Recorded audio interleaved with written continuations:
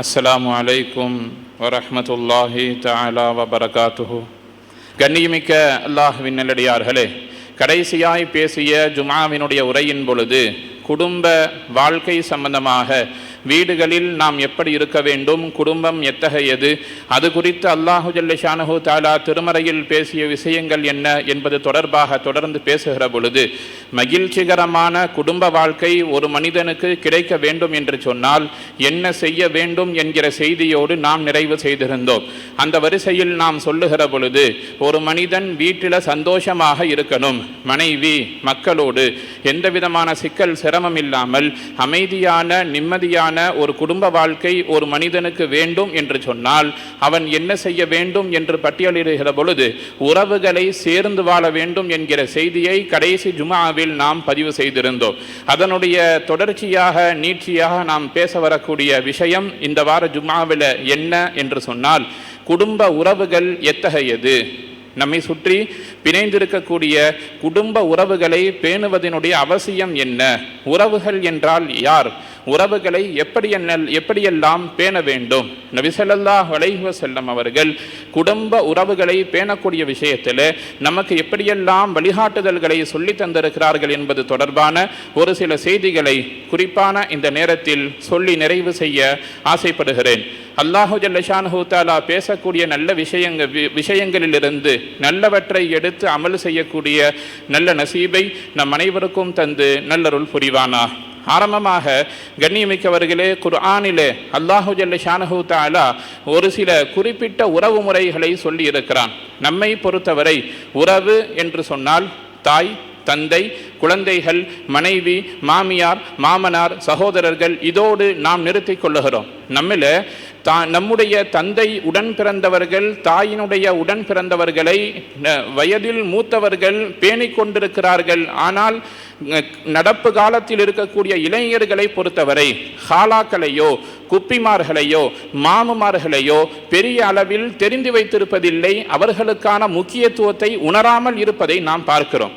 அல்லாஹு ஜல்ல ஷானஹு தஆலா குர்ஆனில் நேரடியாக தாயின் உடன் பிறந்தவர்களை பற்றி பேசியிருக்கிறான், ஹாலாக்களை பற்றி பேசியிருக்கிறான், மாமுமார்களை பற்றி பேசியிருக்கிறான், குப்பிமார்களை பற்றி பேசியிருக்கிறான். இதெல்லாம் குர்ஆன் நமக்கு சொல்லித்தரக்கூடிய நேரடியான சொந்தம் என்பதை கவனத்தில் கொள்ளும். அம்மா அத்தாவை பற்றி மட்டுமல்ல, சகோதர சகோதரிகளை பற்றி மட்டுமல்ல, தாய் உடன் பிறந்தவர்கள் தந்தை உடன் பிறந்தவர்களை பற்றியும் அல்லாஹ் குர்ஆன்ல பேசியிருக்கிறான். எனவே இந்த உறவுகள் எல்லாம் நமக்கு மிகவும் முக்கியமானது என்பதை நாம் கவனத்தில் கொள்ள வேண்டும். உறவு சொந்தம் என்று பட்டியலை போட்டோம்னு சொன்னா அதில் முதல் நபராக வரக்கூடியவர் யார் என்று சொன்னால் பெற்றோர்கள். முதல் நபர் யார்? உலகத்தில் தலை சிறந்த கவனிக்க வேண்டிய உயிரை கொடுத்தாவது நாம் பேண வேண்டிய உறவுகளில் முதல் உறவு யார்? அம்மாவும் அத்தாவும், பெற்றோர்கள். இன்னொரு முக்கியமான விஷயம் இருக்கிறது, பெற்றோர்களுக்கு நிகராக பார்க்க வேண்டிய, பெற்றோராய் மதிக்க வேண்டிய ஒரு சில உறவு இருக்கு. நாம் என்ன நினைக்கிறோம்னா, நம்மை பெற்றெடுத்த தாய் தந்தை மட்டுமே நமக்கு தாய் தந்தை பெற்றோர்கள்னு நினைக்கிறோம். ஆனால் ஹதீஸும் வரலாறுகளும் நமக்கு சொல்லக்கூடிய செய்தி, பெற்றோர்கள் மட்டும் உங்களுக்கு தாய் தந்தையர்கள் அல்ல, ஒரு சில உறவுகள் இருக்கிறது. அந்த உறவுகள் பெற்றோருக்கு நிகராக இந்த துன்யாவில் பார்க்க வேண்டிய அவசியம் இருக்கிறது. அது யாருங்க என்று சொன்னால் மனைவியினுடைய பெற்றோர்கள். மனைவியினுடைய பெற்றோர்கள், மனைவிக்கு கணவனுடைய பெற்றோர்கள், மாமனார் மாமியார் என்கிற அடிப்படையில் வரக்கூடியவர்களை பெற்றோருக்கு நிகராக நாம் பார்க்க வேண்டும். இன்னைக்கு என்ன ஆயிடுச்சுன்னு சொன்னா, மருமகனை பொறுத்தவரை மாமனார் என்பவர் கேலிக்குரியவராக பார்க்கப்படுகிறார். மாமனாரை பொறுத்தவரை மருமகன் என்பவர் ஒரு சாதாரண மனிதனாக பார்க்கப்படுகிறார். நாம் கவனிக்கிறோம், பெற்ற மகனுக்கு உள்ள அதே பொறுப்பும் கடமையும் மருமகனுக்கு இருக்கிறது. பெற்ற தாயை எப்படி பார்க்க வேண்டுமோ அதே போல் மஹரமான தன்னுடைய மாமியாரையும் ஒருவர் பார்க்க வேண்டும். இந்த உறவுகள் எல்லாம் பெற்றோருக்கு நிகராக பார்க்க வேண்டிய உறவுகளாக இஸ்லாத்தால் சொல்லித்தரப்படுகிறது. இன்னும் ஒரு சில உறவுகள் இருக்கிறது, அவர்களும் பெற்றோருக்கு நிகரானவர்கள். அம்மா அத்தாவுக்கு நிகரான இன்னும் ஒரு சில உறவுகள் இருக்கிறது. அது யார் என்று சொன்னால், ஒரு வீட்டில் மூத்த ஆண் வாரிசாக இருப்பவர் அல்லது மூத்த பெண் வாரிசாக இருப்பவர், அவர் அந்த குடும்பத்தினுடைய தாய் தந்தைக்கு நிகரானவர் என்று நேரடியாக ஹதீஸில் சொல்லப்பட்டிருக்கிறது. நாம கற்பனைக்காக பேசக்கூடிய விஷயம் அல்ல, செவி வழியாக வரக்கூடிய செய்திகளை வைத்து பேசக்கூடிய விஷயம் அல்ல. ஹதீஸ் ஷரீஃபில் நபி ஸல்லல்லாஹு அலைஹி வஸல்லம் அவர்கள் ஒரு குடும்பத்தினுடைய மூத்த உறுப்பினராக முதல் ஆணாக இருக்கக்கூடிய அந்த மூத்த சகோதரர் அந்த குடும்பத்தில் எப்படிப்பட்ட பொறுப்புள்ளவர் தெரியுமா? அவர் தந்தைக்கு நிகரானவர் என்று சொல்லப்படுகிறது. ஒருவேளை ஒரு குடும்பத்தில் தந்தையோ தாயோ இருவருமோ தவறிவிட்டார்கள் என்று சொன்னால் அந்த குடும்பத்தை வழிநடத்த வேண்டிய பொறுப்பை மூத்த சகோதரர் எடுத்துக்கொள்கிறார். நாம் பார்க்கிறோம், நம்முடைய இயலாத காலகட்டத்தில் நம்முடைய சகோதரர்கள் நம்மை பார்த்திருப்பார்கள், அல்லது நமக்கு தேவையான விஷயங்களை செய்து கொண்டிருப்பார்கள்.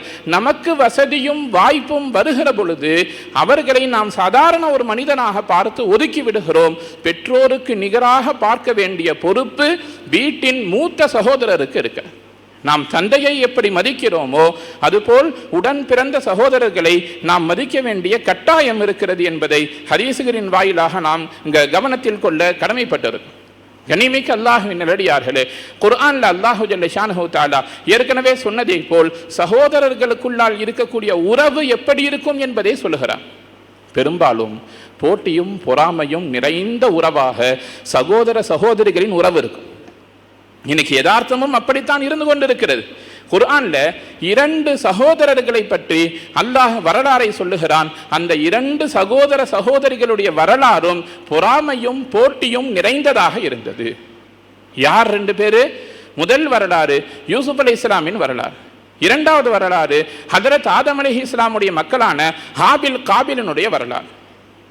யூசுப் அலைஹிஸ்ஸலாத்தை பற்றி சூரா யூசுஃப்ல அல்லாஹு ஜல்ல ஷானஹு தஆலா பேசும் பொழுது சொல்லக்கூடிய அற்புதமான ஒரு வார்த்தை, ரொம்ப கனமான ஒரு வார்த்தை, ரொம்ப கனமான ஒரு வார்த்தை.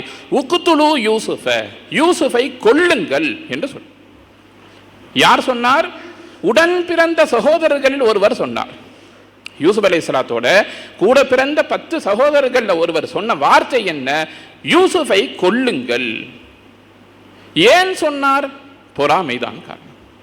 இன்னொரு வரலாறு அல்லாஹ் குர்ஆன்ல சொல்றான், ஹஜ்ரத் ஆதம் அலைஹிஸ்ஸலாமுடைய மக்களான ஹாபில் காபிலுடைய வரலாறு. உலகின் முதல் மனிதர் ஆதம் அலைஹிஸ்ஸலாம் மண்ணுக்கு வந்தார், குழந்தைகளை பெற்றெடுத்தார். ஒரு சகோதரரின் ஒரு மகனின் பெயர் ஹாபில், இன்னொரு மகனின் பெயர் காபில். என்ன நடந்தது? இங்கேயாவது யூசுப் அலைஹிஸ்ஸலாத்துடைய வரலாறுல யூசுப் அலைஹிஸ்ஸலாத்தை கொல்லுங்கள்னு சொன்னாங்க. ஆதம் அலைஹிஸ்ஸலாத்துடைய வரலாறில் சகோதரரை கொன்றே விட்டார். உலகில் நடந்த முதல் கொலை எது?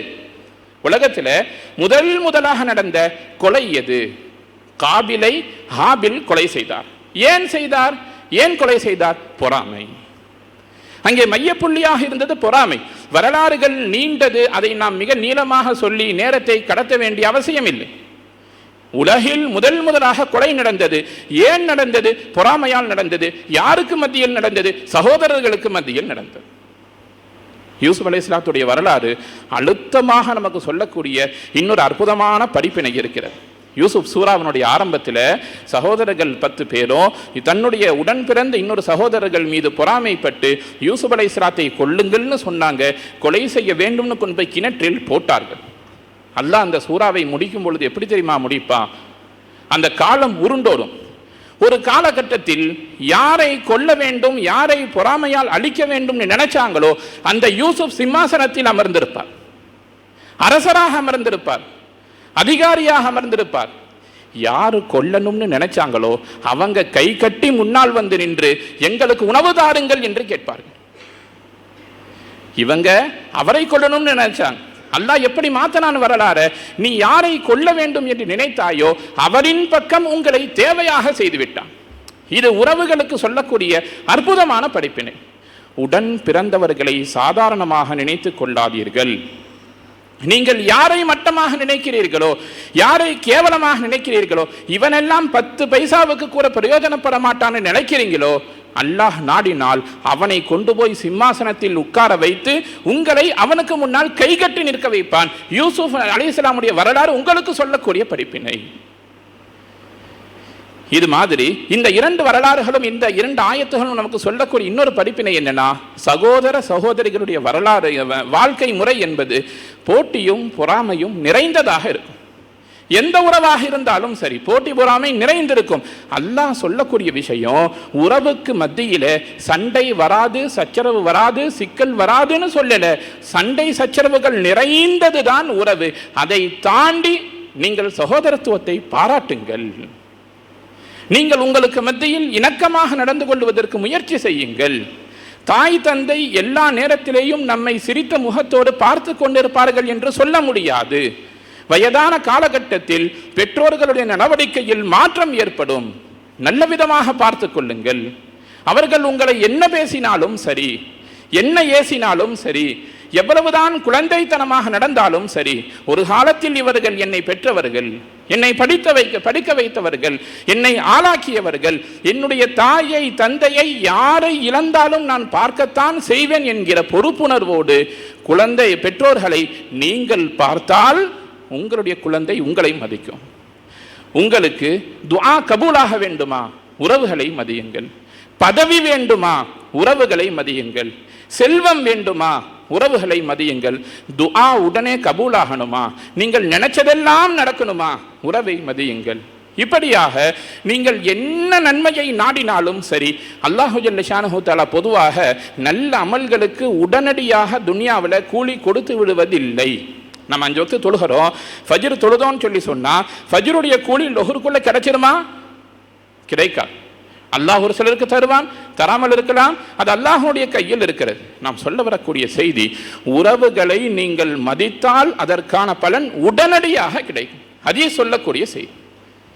அதனால் இமாம்களில் பெரியவர்கள் ஒரு சிலர் என்ன செய்வாங்கன்னா, ஏதாச்சும் ரொம்ப கஷ்டம், சிரமம், சிக்கல்னு சொல்லி சொன்னால் சொந்த பந்தத்தில் யாராச்சும் ஒருத்தருக்கு போய் ஏதாவது ஒரு உதவி செஞ்சு அவங்கள்ட்ட துவா வாங்கிட்டு அல்லாஹ்விடத்தில் கையேந்துவார்கள், தேவை நிறைவேறும்.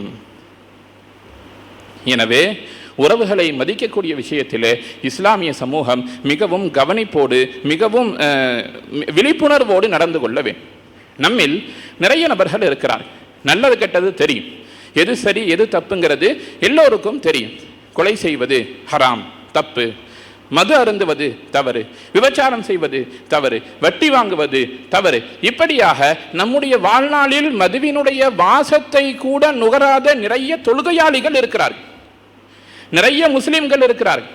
வட்டியினுடைய பைசாவை கையில் கூட தொடாத நிறைய சாலிஹானவர்கள் இருக்கிறார்கள்.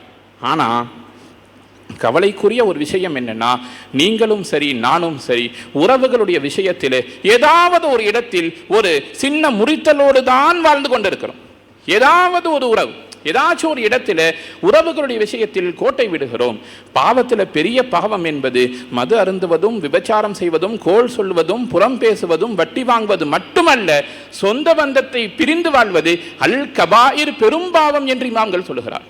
அதனுடைய மகத்துவத்தை, அதனுடைய அந்த அழுத்தத்தை விளங்காமல் இந்த சமுதாயம் இருக்கிறது. பாவத்தில் பெரும்பாவம் என்பது உறவுகளை முறிக்கக்கூடிய பாவமும் தான் பெரும்பாவம். நான் வாழ்க்கையிலலாம் நான் மது குடித்ததே இல்லை என்று பெருமையாக சொல்லக்கூடியவர்கள் சொந்த பந்தங்களை விலக்கி வாழ்வதை நாம் சகஜமாக பார்க்கிறோம்.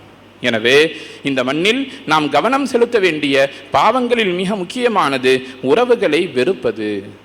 உறவுகளை வெறுப்பதும் உறவுகளை விட்டு தூரமாகுவதும் பாவங்களில் மிக பெரும் பாவம். உங்களுடைய துஆ எப்பொழுது ஏற்றுக்கொள்ளப்படாது என்று சொன்னால், என்றைக்கு நீங்கள் உறவுகளை விட்டும் தூரமாகிறீர்களோ அப்பொழுது கவனத்தில் கொள்ளுங்கள், உங்களுடைய துஆக்கள் ஏற்றுக்கொள்ளப்படாது, உங்களுடைய அமல்கள் ஏற்றுக்கொள்ளப்படாது.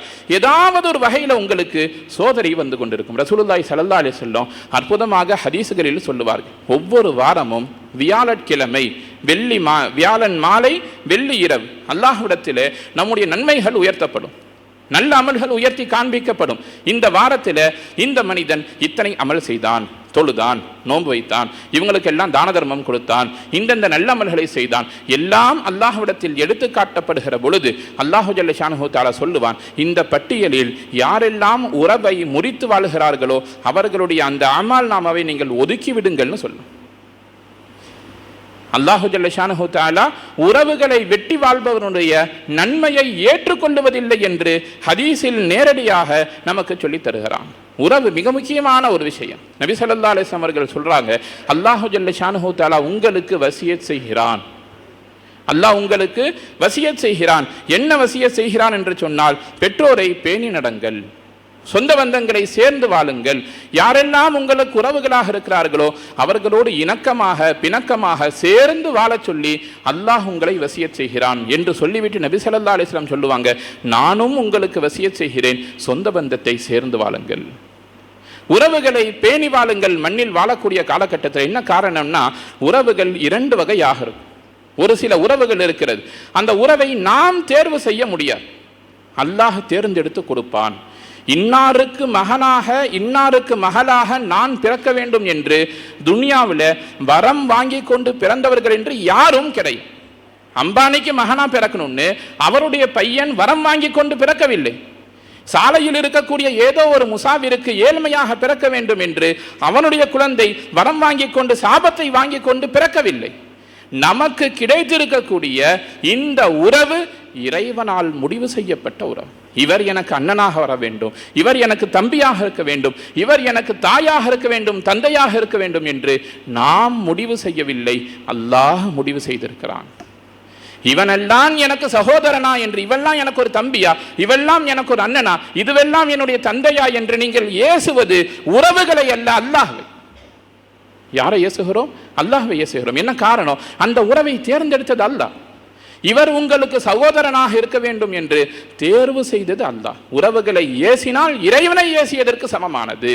எனவே உறவுகளுடைய விஷயத்தில் கவனமாக இருக்க வேண்டும். இன்னும் ஒரு சில உறவுகள் இருக்கிறது, அது நாம தேர்வு செய்யக்கூடிய உறவு. அது என்ன உறவுங்க? திருமணத்தின் மூலம் ஏற்படக்கூடிய உறவு. திருமணத்தின் மூலம் மனைவி, மாமியார், மாமனார், மருமகன் என்று ஒரு பெரும் பட்டாளம் உறவாக கிடைக்கிறது. அந்த உறவினுடைய விஷயத்தில் இமாம்கள் சொல்லக்கூடிய செய்தி என்னன்னா, அந்த உறவை ஒருபோதும் பணத்தை வைத்து நீங்கள் மதிப்பீடு செய்துவிடவே செய்யாதீர்கள். உறவுகளுக்கு மத்தியிலே அளவுகோலாக முஹப்பத், பிரியம் இருக்க வேண்டுமே தவிர காசுவனங்கள் இருக்கவே கூடாது. என்ன காரணம்? காசுவனங்கள் உங்களுக்கு ஒருபோதும் துனியாவில் கூட பயன் தராது. நாம் நினைச்சிட்டு இருக்கிறோம் காசு இருந்தால் எதை வேண்டுமானாலும் சாதித்து விடலாம். சவுதியினுடைய இளவரசர்களில் ஒருவர் கிட்டத்தட்ட ஒரு 10, 15, 20 வருடங்களுக்கும் மேலாக கோமாவில் இருந்து அப்படியே மரணித்து விட்டார். ஒரு வாரத்துக்கு முன்னாடி. அவங்கள்ட்ட இல்லாத செல்வமா, அவர்களிடத்தில் இல்லாத காசா, தங்கங்களை மலை போல் குவித்து வைத்திருக்கக்கூடிய அளவிற்கு செல்வம் இருந்தது. 20 வருடம் படுக்கையில் இருந்தார், உயிரை காப்பாற்ற முடியவில்லை. நாம் சொல்லுகிறோம், காசுவனங்கள் ஒருபோதும் உங்களுக்கு எந்த விதமான நிம்மதியையும் தராது. ஆனால் உறவுகள் சொர்க்கத்தை கொடுக்கும். ரசூலுல்லாஹி ஸல்லல்லாஹு அலைஹி வஸல்லம் சொல்லக்கூடிய செய்தி, ஆயிஷா ரலியல்லாஹு அறிவிக்கிறார்கள். ஹதீஸை முஸ்லிம் ஷரீஃபில் 2555வது ஹதீஸ் இலக்கமாக பதிவு செய்யப்பட்டிருக்கிறது. அர்-ரஹ்மு முஅல்லகும் பில் அர்ஷ். சொந்த பந்தம் அரிஷோடு சம்பந்தப்பட்டது, அல்லாஹ்வுடைய அரிஷோடு சம்பந்தப்பட்டது தான் உறவு. அந்த உறவு சொல்லும், தகூலு மன் வசல்னி வசலஹுல்லா, என்னை யார் சேர்த்து வாழ்கிறார்களோ அவர்களை அல்லாஹ் சேர்த்து கொள்ளுவான். மன் கத்அனி கத்அஹுல்லா, உறவை யார் வேண்டாம் என்று முறித்து கொள்ளுகிறார்களோ அவர்களை அல்லாஹ் முறித்து விடுவான் என்று சொந்த பந்தம் சொல்லும் என்று ஹதீஸிலே நபி ஸல்லல்லாஹு அலைஹி வஸல்லம் அவர்கள் சொல்கிறார். சமகாலத்தில் உறவுகள் எப்படி இருக்கிறது, நாம் இன்றைக்கு உறவுகளை எப்படி மதித்து கொண்டிருக்கிறோம் என்று பார்க்க வேண்டும். திருமணம் முடிந்து கணவனும் மனைவியும் வாழ்க்கையை துவங்குகிற பொழுது கணவர் பிறந்த குழந்தைக்கு மனைவியின் பக்கத்தில் இருக்கக்கூடிய சொந்த பந்தங்கள் தெரியாமல் பார்த்து கொள்ளுகிறார். என்ன காரணம்? பையனோ பிள்ளையோ அவங்க வாக்கில் போயிடும், நம்மை கவனிக்காமல் விட்டுவிடும் என்கிற அந்த பயத்தில் கணவன் தன்னுடைய குழந்தையை மனைவியின் சொந்த பந்தம் தெரியாமல் வளர்க்கிறார். மனைவி தன்னுடைய கணவனின் சொந்த பந்தம் தெரிந்துவிடக் கூடாது என்கிற ரீதியில் வளர்த்து கொண்டிருக்கிறார்கள். ஒட்டுமொத்தத்தில் குழந்தைக்கு அம்மா, அத்தா, கூட பிறந்தவங்களை தவிர வேறு யாரையும் தெரிவதில்லை, தந்தை உடன் பிறந்தவர்களை தெரிவதில்லை. ஒரு சிலர் பெருமையாக கூட சொல்லுவதுண்டு, என் கூட பிறந்தவங்களை எல்லாம் என் குப்பிமா, இந்த பையனுக்கு குப்பிமார்கள்னா யாருன்னு தெரியாது, காலாமாக்களை தெரியாது என்று பெருமையாக ஒரு சிலர் சொல்லுவார். இதெல்லாம் கேவலமான விஷயம், அசிங்கமான விஷயம். உறவுகளை சொல்லி வளர்க்க வேண்டும். நபி ஸல்லல்லாஹு அலைஹி வஸல்லம் அவர்கள் சொல்லித் தருகிறார்கள். இன்னும் சமகாலத்தில் பார்க்கிறோம் உறவுகள் எப்படி இருக்கிறது என்று சொன்னால், இளைஞர்களுக்கு இருக்கக்கூடிய கனவே என்ன தெரியுமா? திருமணம் முடிக்கக்கூடிய வயசில் இருக்கக்கூடிய பசங்களுக்கு, வாலிபர்களுக்கு என்ன ஓட்டம் எப்படி இருக்கும்னு சொன்னால், கல்யாணம் முடிஞ்சா நமக்குன்னு ஒரு வீடு, அந்த வீட்டில் கணவன், மனைவி, குழந்தை மட்டும் இருக்கணுமே தவிர வேறு யாரும் இருந்து விடக்கூடாது. தனி குடித்தனத்தை பெரும்பாலும் விரும்புகிறார்கள், தனித்து வாழ்வதை விரும்புகிறார்கள்.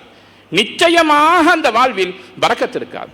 உங்கள் உடன் இருக்கக்கூடிய பலகீனமானவர்களை கொண்டுதான் நீங்கள் ரிஸ்க் வழங்கப்படுகிறீர்கள். முடிந்தவரை சேர்ந்து வாழுங்கள். என்ன காரணம்?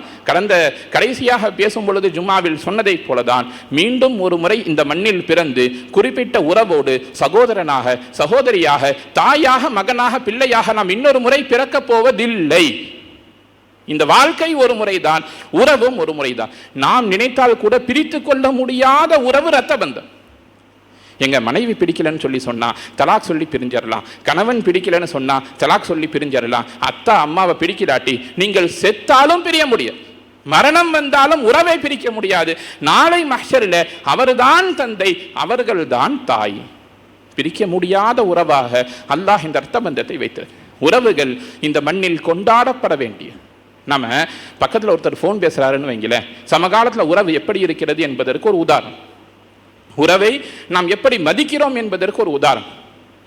எப்படி மதிக்கிறோம்? ஒருவர் ஃபோன் எடுக்கிறார், சொல்லு, எடுத்த உடனே சொல்லு, வச்சிடுறேன், இவ்வளவுதான் பேசுறாருன்னா ஒன்று அது தாயாக இருக்கும் அல்லது மனைவியாக இருக்கும். ஒருவர் ஃபோனை எடுத்துக்கொண்டு மணிக்கணக்காக பேசுகிறார், அப்புறம் என்ன சொல்லு, அப்புறம் என்ன சொல்லுங்க என்று சொல்லுகிறார்னா ஒன்று நட்பாக இருக்கும் அல்லது தேவையில்லாத உறவுகளாக இருக்கும், தேவையில்லாத நட்புகளாக இருக்கும். பெற்றோரோடு நேரம் செலவழிப்பதற்கு குழந்தைகள் தயங்குகிறார்கள். நேரிலையும் பேசுறதில்லை, போனிலேயும் பேசுவதில்லை. பெற்றோர்கள் குழந்தைகளிடத்தில் ஒரு வயதை கடந்ததற்கு பின்னால் எதிர்பார்க்கக்கூடிய விஷயம் என்ன தெரியுமா? என்னை பார்த்து என்னுடைய குழந்தை சாப்பிட்டீங்களா என்று கேட்கும், என்ன செய்தீர்கள் என்று கேட்க வேண்டும். இவ்வளவுதான் ஒரு தாயும் ஒரு தந்தையும் குழந்தைகளிடத்தில் எதிர்பார்க்கிறார்கள். அந்த அரவணைப்பை கூட கொடுப்பதற்கு சமகாலத்தில் வாழ்க்கை முறைகள் மறுத்து கொண்டிருக்கிறது. பெற்றோர்களை தந்தை ஒரு பெண்ணுக்கு தன்னுடைய கணவன் வழியில் இருக்கக்கூடிய உறவுகள் எல்லாம் எதிரிகளாக தெரிகிறார்கள். நபி ஸல்லல்லாஹு அலைஹி வஸல்லம் சொன்ன அற்புதமான இன்னொரு ஹதீஸோடு நாம் நிறைவு செய்ய வேண்டும். உறவுகளுக்கு மத்தியில் எப்பொழுது ஒரு மனிதன் அவர் என்னை மதித்தால் தான் நான் அவனை மதிப்பேன் என்கிற ரீதியில் இருக்கிறாரோ விளங்கிக் கொள்ளுங்கள், அவர் சொந்த பந்தத்தை மதிப்பவர் கிடையாதுன்னு சொல்றான். ரசூலுல்லாஹ் நேரடியாகவே பேசுகிறார்கள். நாம் நிறைய பேர்கிட்ட பேசுவதுண்டு, ஏன் கொஞ்சம் பிரச்சனை இல்லாமல் சேர்ந்து வாழலாம்ல? இல்லை, அவர் என்னை மதிக்கல, நானும் மதிக்க மாட்டேன், அவர் என்னை பார்க்கல, நானும் பார்க்க மாட்டேன் என்று சொல்லுகிற பொழுது நபி ஸல்லல்லாஹு அலைஹி வஸல்லம் சொல்றாங்க, உன்னை மதித்த உமர் ரலியல்லாஹு தஆலா சொல்லக்கூடிய ஹதீஸ் என்னன்னா, நீ என்னை மதித்தால் தான் நான் உன்னை மதிப்பேன் என்கிற ரீதியில் வாழுபவர் உறவை பேணவில்லை, மாறாக அவர் பழி வாங்குகிறார்னு சொல்றார். பழிக்கு பழி வாங்குகிறார். உன்னை மதித்தாலும் சரி மதிக்காவிட்டாலும் சரி நீ உன்னுடைய கடமையை சரியாக செய்ய வேண்டும் என்று இஸ்லாம் நமக்கு வலியுறுத்துகிறது. ஒரு சஹாபி நபி ஸல்லல்லாஹு அலைஹி வஸல்லம் வந்து கேட்பாங்க, யா ரசூலல்லாஹ், நான் சொந்த பந்தத்தை சேர்ந்து வாழணும்னு நினைக்கிறேன், அவர்களை நான் மதிக்கிறேன், அவர்கள் என்னை மதிப்பதில்லை, நான் அவர்களோடு நெருங்கி வாழ வேண்டும் என்று நெருங்கி போகிறேன், அவர்கள் என்னை கேவலப்படுத்தி ஒதுக்கி விடுகிறார்கள், நான் என்ன செய்யட்டும்னு கேட்கிறான். நபி ஸல்லல்லாஹு அலைஹி வஸல்லம் அற்புதமாக சொன்னார்கள், ஒருவேளை நீ சொல்லுவது உண்மையாக இருந்தால் நீ உன்னுடைய வேலையில் மாற்றமில்லாமல் தொடர்ந்து உன்னுடைய வேலை செய்து கொண்டே இரு. அவர்கள் மதிக்காவிட்டாலும் சரி நீ அவர்களை மதித்து வாழ். அவர்கள் உனக்கு உதவி செய்யாவிட்டாலும் சரி அவர்களுக்கு நீ உதவி செய். நீ என்ன செய்து கொண்டிருக்கிறாய் தெரியுமா? அவர்களுடைய முகத்தில் கரியை பூசிக்கொண்டிருக்கிறாய் என்கிற வாசகத்தை ஹதீஸில் நபி ஸல்லல்லாஹு அலைஹி வஸல்லம் சொல்றான். நாம எப்படி பழி வாங்குகிறோம்? நம்மை மதிக்கலாட்டி முக்கியமான சபையில் வைத்து அவர்களை நாம் கேவலப்படுத்த வேண்டும் என்று நினைக்கிறோம். ஆனால் இஸ்லாம் சொல்லுகிறது, ஒரு சகோதரனோ சகோதரியோ உங்களை கேவலப்படுத்துகிறார்கள் என்று சொன்னால், உங்களை வெட்டிவிடுகிறார்கள் என்று சொன்னால், அவர்களுக்கு நன்மை செய்வதை கொண்டு நீங்கள் அவர்களை கேவலப்படுத்துங்கள், அவர்களுக்கு உதவி செய்யுங்கள். அப்படி உதவி செய்தால் உங்களுக்கு நன்மை கிடைக்கும், அவர்களுக்கு அல்லாஹு ஜல்ல ஷானஹு தஆலா நேர்வழியை கொடுப்பதற்கான வாய்ப்பு இருக்கிறது. ரசூலுல்லாஹி ஸல்லல்லாஹு அலைஹி வஸல்லம் சொன்ன அற்புதமான முத்தான ஹதீஸுகளில் ஒன்று, சில்மன் கத்தாக்க, உங்களை வேண்டாம் என்று யார் வெட்டி வாழுகிறார்களோ அவர்களோடு நீங்கள் சேர்ந்து வாழுங்கள். வாஃபு அம்மன் லலமக்க, உங்களுக்கு அநீதம் செய்தால் அவர்களை மன்னித்து விடுங்கள். வஹ்சின் இலாமன் அஸா இலைக்க, உங்களுக்கு ஒருவர் கெடுதி செய்தால் அவருக்கு நன்மை செய்யுங்கள், அவருக்கு நன்மை செய்யுங்கள். உறவுகளில் எந்த மாற்றமும் துன்யாவில் இருக்கக்கூடிய அமல்கள் மூலம் இருக்கக்கூடாது. என்ன பிரச்சனை வந்தாலோ, பிரச்சனைங்கிறது தனி, உறவுங்கிறது தனி. அந்த சிக்கலோ சிரமமோ உறவுகளை பாதிக்கக்கூடாது. தாய் தந்தையில் பெற்றோர்களில் ஒருவர் முஸ்லீமாக இருக்கிறார், மகன் காஃபிராக இருக்கிறார் சொன்னா அவர் இஸ்லாத்தை ஏற்றுக்கொள்ளவில்லை என்கிற காரணத்தால் அந்த பையன் நமக்கு பிறந்த பிள்ளை இல்லை என்று ஆகிவிடாது. பெற்றோராக உன்னுடைய கடமையை நீ செய், அந்த குழந்தையை பார். ஒருவேளை நம்முடைய பெற்றோர்களில் ஒருவர் யாராவது முஸ்லிமாக இல்லாத சூழ்நிலை ஏற்பட்டாலும் கூட அவர்களுடைய இஸ்லாத்தை மையப்படுத்தி உறவுகளை நீங்கள் முறித்துக் கொள்ளாதீர்கள். ஒரு குழந்தையாய் பெற்றோருக்கு செய்ய வேண்டிய கடமையை மிகச்சரியாக செய்ய வேண்டும் என்று இஸ்லாம் சொல்லுகிறது.